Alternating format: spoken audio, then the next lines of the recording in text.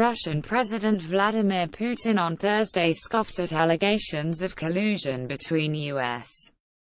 President Donald Trump's campaign and Russia, saying they have been invented by Trump's foes and have hurt the U.S.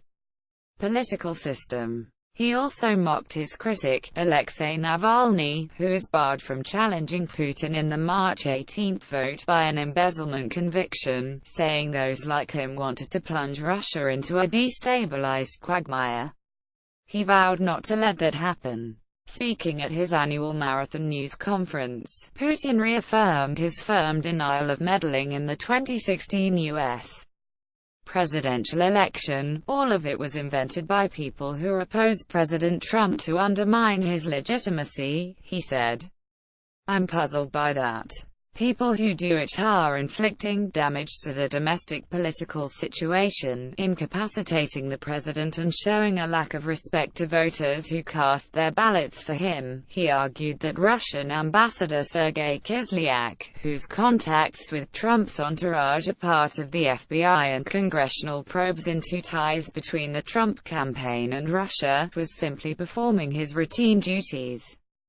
Putin also insisted Russia's state-funded RT-TV and Sputnik news agency had a very minor presence in the U.S. media market, adding that the U.S.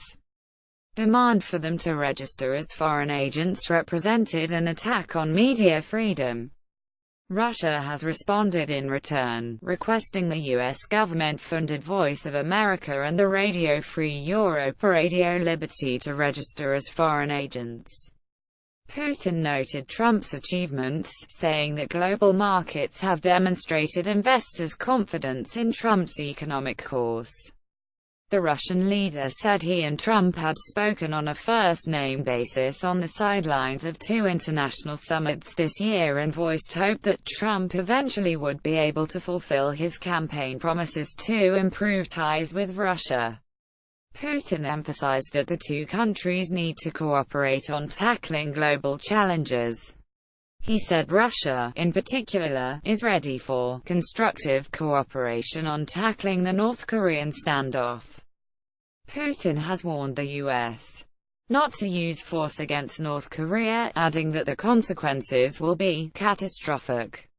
He emphasized that Russia opposes Pyongyang's nuclear bid, but added the U.S. had provoked Pyongyang into developing its nuclear and missile programs by spiking a 2005 deal under which North Korea agreed to halt them. Putin said Moscow was encouraged to hear U.S. Secretary of State Rex Tillerson's statement about readiness for talks with Pyongyang, hailing it as a realistic approach. The Russian leader also voiced concern about the U.S. considering a pullout from key nuclear arms control pacts, adding that Moscow intends to stick to them. He noted that Russia is particularly worried about what he described as U.S. violations of the INF Treaty, a Cold War-era pact banning intermediate-range missiles. The U.S. has accused Russia of pact violations, charges that Russia has denied. Putin said the U.S. accusations are part of a propaganda campaign to pave the way for the U.S. withdrawal. He emphasized that Russia will ensure its security without entering an arms race. Russia's military spending next year will amount to 2.8 trillion rubles, about $46 billion compared to the Pentagon's budget of about $700 billion, he noted.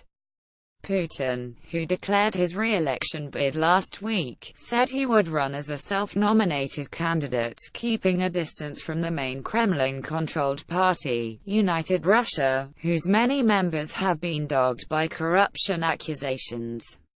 He said he would welcome political competition but insisted that the opposition should offer a positive program.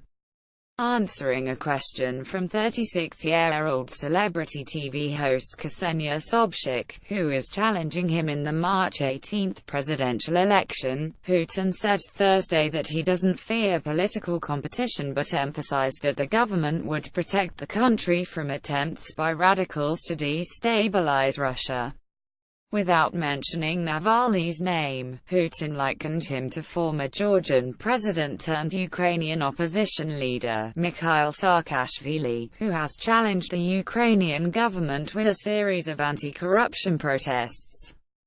Putin said his government wouldn't let people like Saakashvili plunge Russia into instability like that, which is now wrecking Ukraine. Asked about accusations of state-supported doping that led to Russia being banned from the 2018 Winter Olympics in South Korea, Putin alleged that there is a political element behind the claims, which Russia has denied.